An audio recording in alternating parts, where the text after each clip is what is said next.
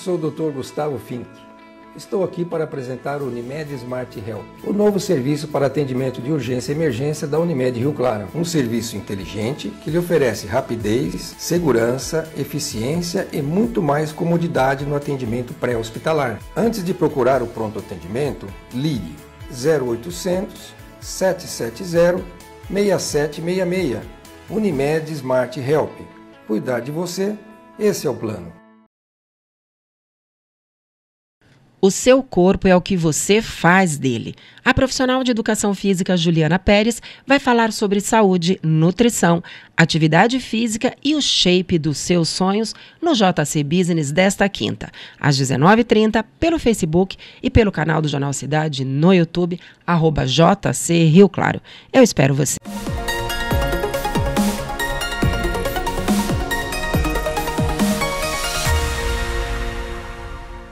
Boa noite, internautas do Jornal Cidade. Eu sou Lucas Calori e na noite desta terça-feira recebemos o ex-prefeito de Rio Claro, Du Altimare. Boa noite, Du. Obrigado pela presença. Boa noite, Lucas. É um grande prazer estar aqui no JC, né, com essa grande máquina de comunicação da cidade de Rio Claro, para poder estar conversando com o povo aqui e dando os esclarecimentos necessários. Obrigado, Du. Du, que comandou o município de Rio Claro entre 2009 e 2016, né, na Prefeitura de Rio Claro, após ter tido 7 contas aprovadas pelo Tribunal de Contas, de 2009 a 2015, teve a última conta, que refere-se ao ano de 2016, rejeitada pela Corte e também aqui pela Câmara Municipal. Du, como que você avalia essa decisão? Olha, primeiro que não foi a questão do apontamento, porque o Tribunal de Contas simplesmente faz um apontamento, né, que é uma questão meramente técnica. E nós tivemos aí 2 votos a favor, né, favoráveis às nossas contas, que foi realmente do relator, que é o Dimas Ramalho, como também do decano, né, que fez também esse trabalho. Foram 2 votos a favor, realmente, que eu tive, e 4 desfavoráveis. Mas eu sinto que não tinha porquê, não tinha justificativa que viesse realmente ter esse parecer desfavorável, já que, né, a lei de responsabilidade fiscal ela é muito boa, mas ela não previa a crise. E nós tivemos uma crise de 2014 e 2015 que não foi considerado pela maioria do tribunal. Os 2, né, o relator apontou, né, essa questão da crise, e 4 apontaram que não era da crise. Agora, o que aconteceu em Rio Claro foi uma questão política do prefeito municipal. Porque eu conversei com os 19 vereadores, nós discutimos, eu acredito que tinha até os votos, mas o prefeito fez um trabalho no sentido de rejeitar as contas, né? Ele ficou lá no gabinete dele, no dia da votação, colocando lá o seu cachorro que late, o Erlon lá, que ficou lá gravando e passando as coisas para o gabinete dele, fazendo uma torcida, fazendo pressão em cima dos vereadores, para que a nossa conta realmente fosse rejeitada. Então, não vejo que foi a Câmara Municipal, foi um ato político do prefeito municipal. E por que ele fez isso? Porque ele queria, dentro das discussões que teve, que eu viesse apoiá-lo para 2024. Só que ele não entende que eu faço parte de um partido político e quem decide se apoia ou não, se vai ter candidatura ou não, é a convenção do partido. Não é uma questão pessoal minha. Eu nem candidato sou, né, como não fui nas últimas eleições, mas eu não ia me submeter e ficar de joelho diante de uma posição do prefeito. Aí a gente estranha isso, porque ele foi 8 anos, né, do departamento jurídico da minha administração. Ele acompanhou todo esse tipo de processo, né, ajudou, né, dentro do contexto, enquanto funcionário que era da administração, um cargo de confiança que era da administração, cargo de confiança meu, né, do prefeito municipal, caminhou nessa direção. E de última hora vim e fazer esse tipo de coisa, fazer esse tipo de jogo de perseguição, que mostra, claro, uma ingratidão de uma pessoa, né, que gospe no prato que come, porque durante 8 anos ficou na nossa administração, né, ajudou, sim, mas tirou proveito de toda a situação, acompanhou isso e na última hora faz esse jogo político, né? Acho que ele quer, de repente, que não tenha as eleições, né, que não tem adversário nas eleições, achando que eu pudesse ser um adversário dele, e jogou nisso para criar problema jurídico. Né? E às vezes tem, mas quando aconteceu lá com vocês, lá na sua reeleição, você fez a pergunta se né, o Nevoeiro e o Cláudio Mauro naquele momento, né, que tinha um processo julgado na Justiça, se a lei da ficha limpa era válida ou não. Nós perguntamos e questionamos um ato da Justiça. Mas o que aconteceu, nas minhas contas, foi um julgamento, bem dizer, do prefeito municipal. Ele me condenou, entre aspas, se tem algum tipo de condenação, fazendo essa pressão em cima da Câmara Municipal. Mas ele se esquece que a legislação mudou, né? E agora, para você ficar impedido de participar do processo eleitoral em relação às contas, como tem aí os especialistas, advogados especialistas eleitorais, coloca o seguinte, que um ex-prefeito, né, ele não só pode participar do processo eleitoral se ele tiver que devolver dinheiro, né, e coisa que não aconteceu, porque as nossas contas não tiveram dólares de forma alguma. É claro que o espaço também está aberto ao prefeito Gustavo Perissinotto para se manifestar a respeito disso que o Du falou, mas eu quero te perguntar se você esteve com o prefeito Gustavo para tratar disso. Estive não só com ele. Eu conversei com os 19 vereadores, eu conversei com o presidente do PSDB, conversei com o presidente do DEM, eu conversei com mais diversas lideranças explicando que não tinha justificativa para ter a condenação das nossas contas. Houve uma devolutiva desses vereadores falando, está tendo realmente uma pressão ou eles não deixaram isso explícito? Ficou claro. No dia da votação, as pessoas, né, e principalmente pessoas vereadores que tiveram comigo na minha administração, falaram, olha aqui, olha a ligação aqui para mim, olha a pressão que nós estamos sofrendo aqui. Entendeu? Nós não podemos votar a favor, porque senão nós vamos ser perseguidos, estamos sofrendo pressão. Isso aconteceu na sessão da Câmara Municipal no dia. Ficou claro que não foi a rejeição da conta, foi a posição política do prefeito que investiu contra. Porque é fácil bater com a mão do gato, mas eu deixei claro, e toda a sociedade viu, toda a sociedade sabe, que a rejeição das minhas contas foram por ato único, exclusivamente, do empenho do prefeito de querer rejeitar as minhas contas. Após essa rejeição das contas, você teve contato, ainda que seja através de intermediários, com o Gustavo? Não. Ele assumiu uma posição, ele definiu realmente e colocou o campo que ele quer me tratar. Entendeu? Porque nós estivemos juntos, porque ele, quando era um menino ainda, a gente pegou, ele nem era para ser secretário de Justiça, porque o secretário de Justiça na minha administração em 2009 era para ser o Cláudio Zerbo. Por problemas técnicos, o Cláudio Zerbo não assumiu, nós colocamos ele como secretário de Justiça, né? E tinha o Valtemir Ribeirão, que tinha uma experiência grande no nosso gabinete, deu todo o suporte de advogados para que ele crescesse junto da administração, né? Isso foi feito. Agora, de repente, você vê um companheiro seu, uma pessoa que caminhou com você durante 8 anos, querer fazer o julgamento, querer julgar, querer te condenar por uma coisa que, principalmente, que não existiu, porque teve a crise do lado da responsabilidade fiscal, é uma coisa que ficou marcado. Chama-se a ingratidão, né? Isso que tenha claro. Porque bater com a mão do gato é fácil, porque chega na campanha eleitoral, ele coloca lá aqueles cachorros que latem, né, que ficam gritando no processo eleitoral, mas é coisa mandado para aqueles autor intelectual. E nesse momento, o que foi feito, eu quis deixar claro para a população, para a cidade, para a história, viu, Lucas? Porque a história não apaga. E ficou claro que a rejeição das minhas contas aconteceu por causa do prefeito municipal, Gustavo Perissinotto. Estamos conversando com o ex-prefeito do Altimare.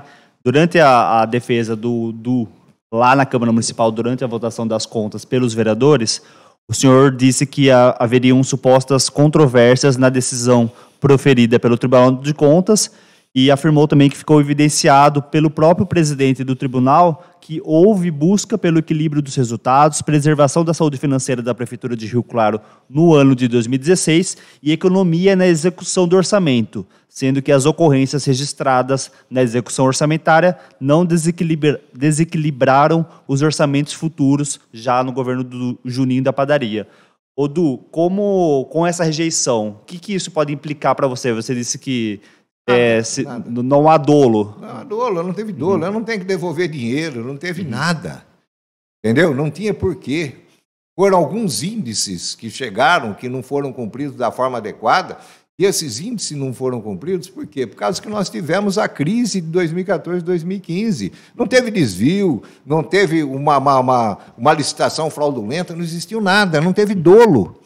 Entende? E agora, pela nova lei, né? Nem impedimento legal para você participar de um processo eleitoral, porque antes tinha. Quando você tinha uma conta rejeitada, tinha impedimento legal de você participar do processo eleitoral. Hoje não tem mais.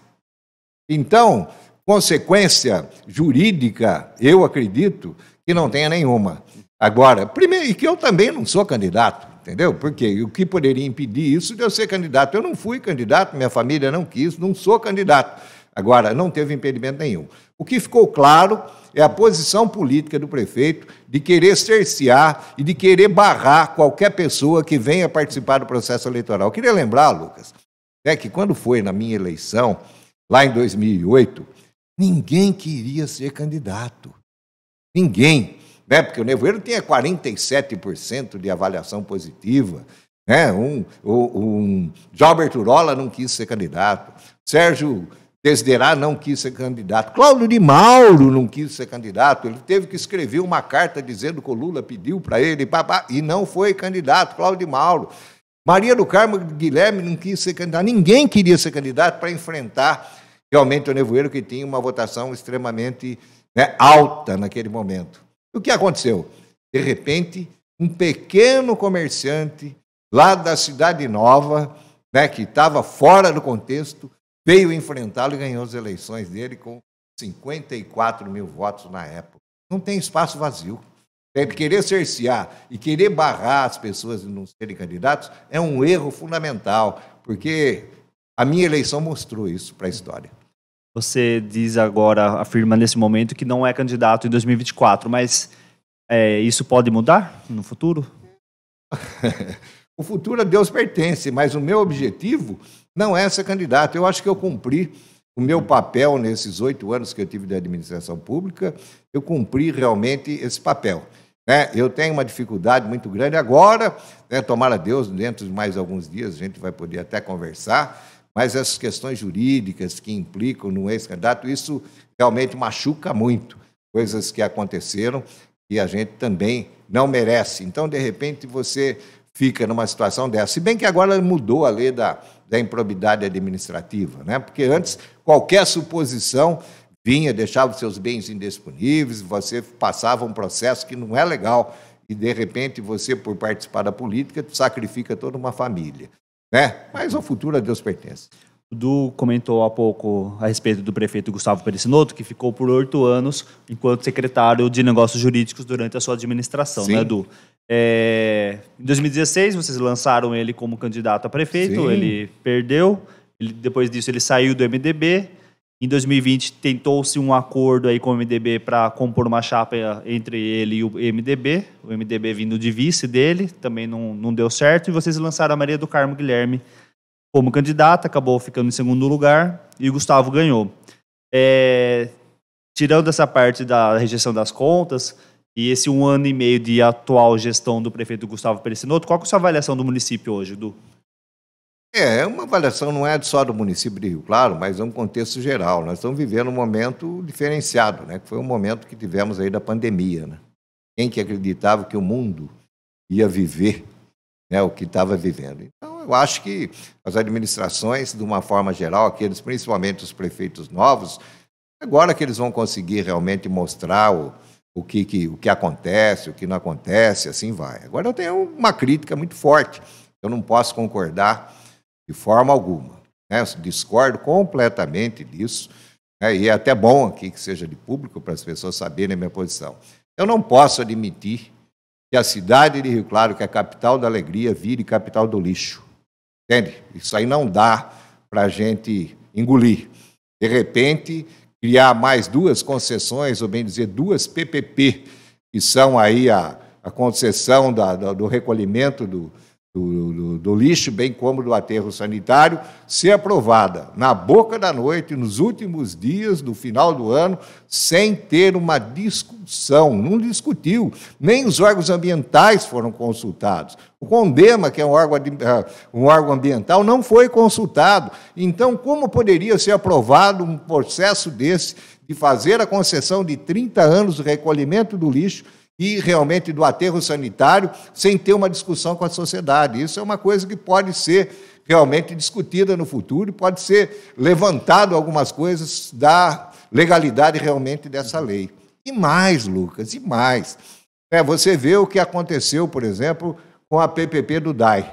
Que absurdo que foi, nós se colocamos contra, nós só não conseguimos romper a PPP do DAI, porque quando a gente foi ver, tinha na nossa administração, um dos primeiros atos que nós fizemos foi fazer um estudo, tinha uma multa de mais de 140 milhões de reais e isso não conseguiu.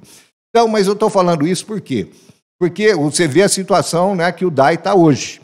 E por que isso? Uma das coisas que se tem, porque quando fez realmente a PPP do esgoto, foi o quê? Foi a garantia que a empresa que faz a concessão não tem prejuízo. Então, daqui a pouco, se o munícipe não paga, quem que paga? É o DAI. Entende? Então, uma empresa que entra numa PPP dessa, ela nunca vai ter prejuízo, porque tem essa garantia. Agora, quem sofre com isso? Quem sofre é o DAI, que está sofrendo. Hoje nós estamos vendo aí essa situação que nós estamos vivendo dentro do DAI, que não é de hoje, que já vem vindo, e isso se agravou com a PPP, porque o DAI era a joia da coroa. O DAI se emprestava dinheiro para o município, se teve investimento ou não teve, isso aconteceu. E agora essa concessão do lixo, quando eu posso falar assim, e sempre quando eu falo concessão do lixo, é a questão, nós temos que ter claro, do recolhimento do lixo e do aterro. O que aconteceu? Vincular o pagamento da concessão do lixo com o ICM, que é a maior receita que tem o município, e vincular com o fundo de participação dos municípios. O que significa isso? Se não tiver dinheiro a prefeitura para pagar a empresa, vai ser descontada direto do ICM e vai ser descontado direto do fundo de participação dos municípios. O que acontece com isso?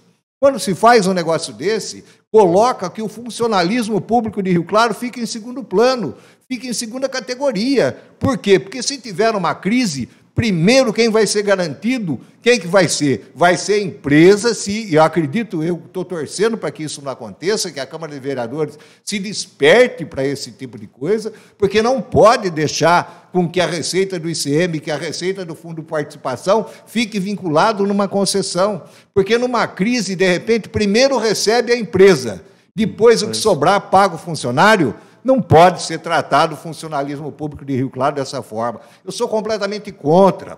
Por que eu sou contra? Porque o aterro sanitário eu acompanho muito bem. Ele vem lá do governo do Cláudio Mauro, e foi numa parceria junto com a Fiesp naquele momento, que foi feito um estudo, foi feita a concessão, a licença ambiental, que foi feito o aterro. Foi lá, Vale Industrial, para que a empresa de Rio Claro não precisasse levar o seu lixo, entre aspas, lá para a Paulínia. Isso aconteceu. E depois, na nossa administração, nós compramos ali 17 alqueires no entorno, aonde tem realmente o aterro sanitário de Rio Claro, aonde foi feita um estudo ambiental, foi feita concessão ambiental para várias valas industriais por mais de 30 anos. Então, nós temos o nosso aterro perfeitamente, e essa questão de falar que o aterro vai vencer daqui a 6 anos é uma mentira. Isso não é verdade. O aterro sanitário na nossa administração, e eu tenho propriedade para falar isso, porque foi com a gente que aconteceu, foi as licenças ambientais que aconteceram na nossa administração por mais 30 anos. Então, tem local para fazer vala industrial, se tem uma ou outra, tem local específico para fazer as valas, não precisa levar nada para a Paulínia, que vai ficar aqui. Agora, fazer uma cidade que tem um aterro que nem o nosso, que tem tranquilidade, para que a gente avance, venha fazer e transformar Rio Claro na capital regional do lixo, e deixar o funcionalismo público, primeiro a empresa, primeiro plano é a empresa de concessão do lixo, e depois o funcionalismo público em segundo lugar, eu não posso aceitar de forma alguma. Essa é a primeira vez que eu estou externando de público aqui minha posição, e tenho claro com isso. Que a Câmara de Vereadores reflitam do que aconteceu nos últimos minutos que aconteceu na Câmara, sem uma discussão prévia dos órgãos ambientais, porque no Estatuto da Cidade, a nível federal, tem lei que, para acontecer isso, tem que ser consultados os órgãos ambientais, tem que ter uma discussão, e essa discussão não aconteceu. Então, eu vejo que esse é um alerta que eu quero deixar aqui, um pouco que eu conheço de administração pública, né? Porque eu sei, de uma forma legal, isso tudo, da forma com que foi feito, né? Os advogados que estão atrás da prefeitura e que estão auxiliando a prefeitura a fazer isso, são extremamente competentes. Eu não questiono a forma legal, mas é a forma política de transformar a capital da alegria na capital do lixo. Quem não acompanhou esse assunto que o Jornal Cidade repercutiu, inclusive no final do ano passado, esse que o do Otmar está falando, trata-se de um projeto de lei apresentado pelo prefeito Gustavo Pirecinoto nos últimos dias do ano, da legislatura do ano passado, em dezembro, e foi votado a toque de caixa um projeto de lei para colocar o aterro sanitário aqui do município numa concessão, né? Esse projeto foi votado numa correria tremenda e depois houve manifestações do CONDEMA, de outros órgãos ambientais, outras lideranças ambientais, falando que esse projeto precisa de uma discussão, tal como o ex-prefeito do Otmar está afirmando agora. O prefeito Gustavo Pirecinoto afirmou que essas discussões são posteriores, né? Ele afirmou aqui em entrevista ao Lucas, mas eu queria deixar claro que não é discussão posterior, foi aprovado na lei. Como que você vai fazer uma lei? Você não vai abrir uma discussão para ter se aprova ou não a lei. Então, depois que se aprova a lei, que você vai ter a discussão. É um contrassenso isso que aconteceu. A Câmara de Vereadores de Rio Claro, que é competente, tem pessoas responsáveis, precisa pensar e rever isso que aconteceu, porque não teve discussão nem com os órgãos ambientais. Os vereadores do MDB, como que eles se posicionaram? Olha, os vereadores se posicionaram, todos os vereadores votaram favorável. Eu não estou falando esse ou aquele vereador, estou falando, chamando a atenção da Câmara Municipal por que pode ser feito. Primeiro, entende, a partir de agora, o que é. Então, o nosso ICM, o nosso Fundo de Participação, primeiro, como foi com o DAI, porque não paga o munícipe. Quem que paga? O DAI paga a conta.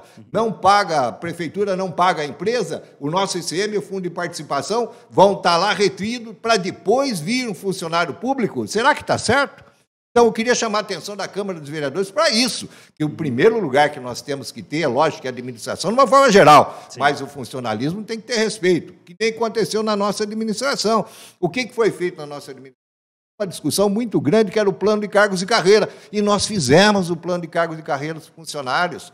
Nós privilegiamos funcionários. Por quê? Porque o Banco do Brasil, a Caixa Econômica Federal, o que eles são? Funcionário público. E olha aí, por exemplo, o cargo, né, as pessoas que se aposentam, que têm aí, têm uma tranquilidade de vida, como também os professores da Unesp. Então, nós queríamos colocar os funcionários nesse padrão, que os funcionários municipais também tivessem a carreira. Agora, priorizar o pagamento da empresa do lixo e para depois pegar e fazer com os funcionários, eu não acho correto.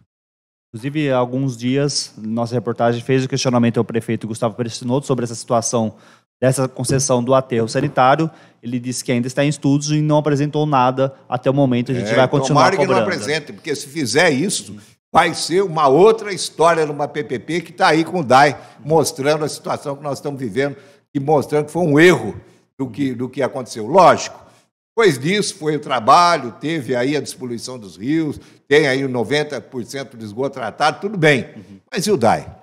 Como fica o DAI? Essa é uma questão, inclusive, que o Farol JC trouxe no último final de semana no Jornal Cidade de domingo, uma reflexão, uma avaliação sobre a situação do DAI. Isso porque o DAI está perdendo agora seu quarto superintendente, Osmar da Silva Júnior, em 5 anos. É o quarto superintendente que sai do DAI nos últimos 5 anos. Durante o governo Juninho da Padaria foram 3 superintendentes diferentes e agora vai entrar um novo, Sérgio Ferreira. Inclusive, nessa semana ele vai estar aqui no Grupo JC sendo entrevistado. Isso que eu ia perguntar agora para o senhor. Inclusive, é o título do editorial que eu fiz no domingo do Qual é o futuro do DAI? Qual que é o futuro do DAI? Eu vejo, por exemplo, na nossa administração, o que foi investido no DAI foi uma coisa fora do comum. Nunca teve um investimento tão grande que foi feito como foi feito na nossa administração. Olha as caixas d'água. Você lembra que, por exemplo, que em Rio Claro, Lucas, né, quando eu estou falando você, munícipe que está aí, está me escutando, né, você lembra que quando a gente assumiu a Prefeitura de Rio Claro, faltava água lá no Jardim Novo, faltava água lá no Novo Vênzio, faltava água na Mãe Preta, faltava água numa série de locais na cidade de Rio Claro. e nós que conseguimos fazer investimentos, você vê, por exemplo, só esses reservatórios, só lá na Mãe Preta, dando um exemplo da Mãe Preta, tem lá mais de 1 milhão uma de 1 milhão, uma de 1,5 milhão de litros, quase 2,5 milhões de litros dos 2 reservatórios que foram feitos lá na Mãe Preta. E aí vários locais que tem na cidade de Rio Claro, como você pega ali a Castelo Branco, tem um reservatório lá que resolveu todo o problema que tem lá na Baixada, lá do Novo Vença e Bom Sucesso, como você vai ali na estrada de Piracicaba, do Clube de Campo, tem outro reservatório que resolveu o problema do Novo 1. Então foram feitos investimentos em Rio Claro muito grandes, como também foi feito, né, troca de canos. Nós trocamos em Rio Claro, Lucas, a nossa administração, acho que mais de 150 quilômetros de cano. E sabe o que significa isso? Significa que nós reduzimos a perda da água, porque quando você, antes da tubulação de Rio Claro, né, era de cimento amianto, principalmente na área central, em várias cidades. E nós tiramos, fizemos a substituição disso por material adequado, então diminuiu a perda de água. Eu não sei tecnicamente, mas era mais ou menos assim, coisa que era 50% da perda de água para 20%. Né? O superintendente, o Geraldinho, pode dizer especificamente os números, mas diminuiu a perda de água e diminuiu os investimentos. Nós aplicamos, nós fizemos com que o DAI acontecesse na nossa administração. Caixas d'água, por exemplo, que não funcionavam, ali na Rua 3A, por exemplo, aonde você tem ali por volta da Avenida 34, 36, era uma caixa inutilizada, colocamos para funcionar. O DAI teve investimento na nossa administração, teve dinheiro a fundo perdido que veio do governo federal que nós investimos. Agora, isso é uma coisa. Outra coisa é a receita do DAI vinculada com a PPP. Porque a hora que eles assumiram isso, deixou o DAI numa situação, principalmente com a folha de pagamento, uma situação muito difícil.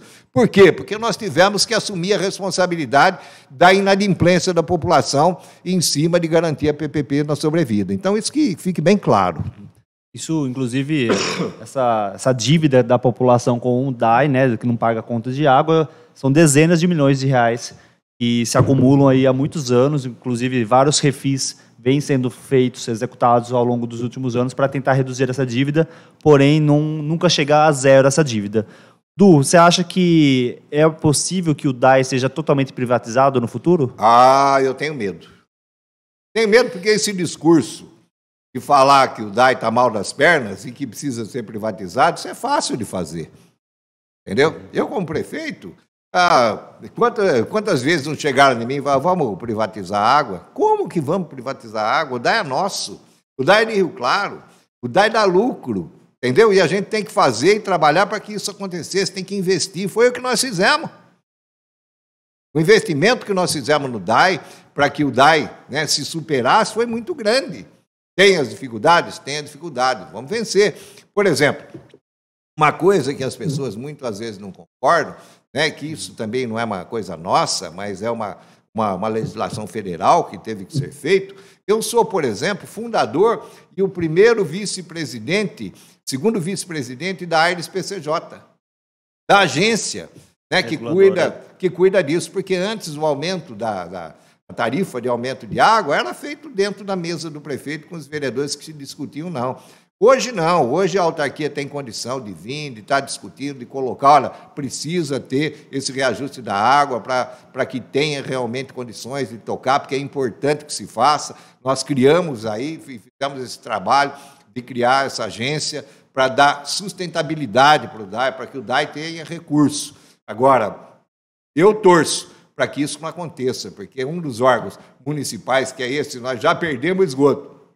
Agora vamos perder a água num simples discussão, em vez de você vir, de você estar lutando para querer resolver o problema administrativo, você falar, eu não consigo resolver, vou passar para a iniciativa privada, um erro fundamental, né? Por isso. Eu não sou prefeito, mas enquanto eu estive de prefeito, eu fiz e lutei para deixar realmente o DAI de pé e em condições, e fizemos investimentos que precisavam ser feitos, para ter condições de deixar a cidade de uma forma adequada, principalmente nessa questão do esgoto e da água. Bem, estamos conversando com o ex-prefeito Du Altimari. Du, deixando um pouquinho de lado o Rio Claro, vamos falar de eleições nacionais. O MDB já lançou, né, a pré-candidatura da senadora Simone Tebet à presidência da República. A gente vê nas pesquisas eleitorais que ainda ela aparece de uma forma bastante tímida, diante da população, né, dessas pesquisas que a imprensa nacional tem divulgado. Qual que é a estratégia do MDB para fazê-la ser conhecida de fato e manter essa candidatura dela como uma alternativa da terceira via? Olha, a campanha eleitoral é campanha eleitoral e é a hora que começa o horário eleitoral gratuito. É aí que realmente chama a atenção da população. Porque agora, todas as pessoas estão pensando o quê? Estão pensando no seu trabalho, na sua família, no dia a dia. Né? De repente, quem discute eleição são a classe política. Né? A população não entrou nesse processo de discussão. Então, a Simone Tebet, ela, por exemplo, não é muito bem avaliada, entre aspas, porque ainda não é conhecida a população, e a gente espera que na campanha, né, com o horário eleitoral gratuito, com os debates, ela venha realmente crescer. E a gente vê que ela tem todas as condições, é uma pessoa inteligente, é uma pessoa que tem experiência, né, que foi prefeita, que foi vice-governadora, que foi deputada estadual, que foi senadora, que conhece, realmente tem esse tipo de conhecimento. E mais do que tudo, né, a campanha da Simone Tebet, a gente acha que ela pode ser essa aglutinação da sociedade brasileira. Porque, de repente, você vê um de um lado e outro do outro, são dois extremos que se degladeiam, e seja quem for que ganhe a eleição, não vai conseguir ter a totalidade do povo brasileiro unido para que a população, para que o país realmente volte a ter o seu desenvolvimento e as suas conquistas. Eu vejo que a Simone Tebet, ela tem isso, seja mais à direita, seja mais à esquerda, ela consegue aglutinar e vai ter condições, se tiver sucesso no período eleitoral, de unir o país e ter uma tranquilidade para que a gente avance realmente de uma forma adequada dentro da nossa sociedade. Uma última pergunta para você, nosso tempo já está estourando. Se essa campanha da Simone Tebet acabar não vingando tanto quanto vocês esperam, nos 45 do segundo tempo, o MDB ele já tem um pensamento aí de para que lado ele vai seguir ou não? Lucas, quando a gente tem uma candidatura, nós estamos com candidatura para ganhar a eleição.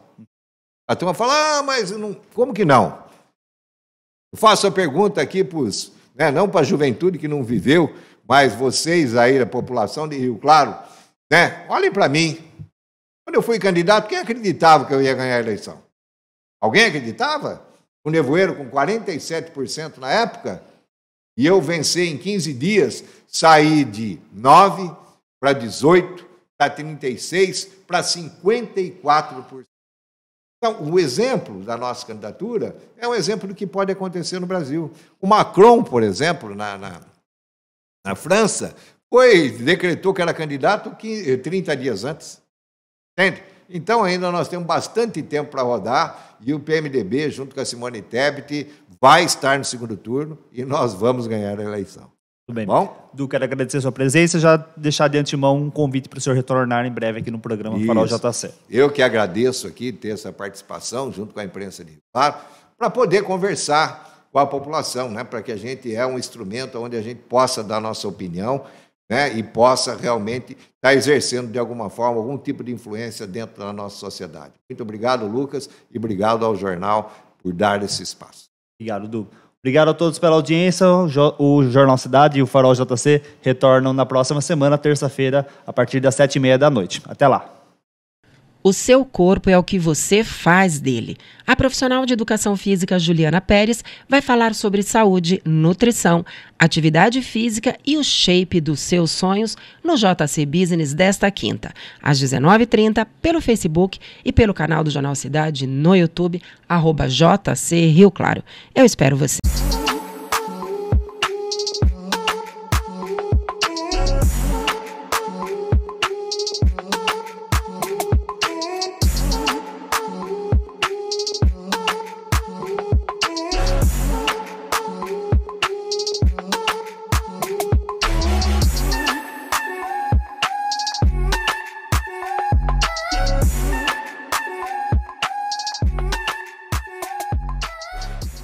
Está precisando transformar a gestão da sua empresa com um sistema 100% online? Conheça agora as soluções da Supersoft Sistemas, através de programas especializados em gestão contábil e empresarial.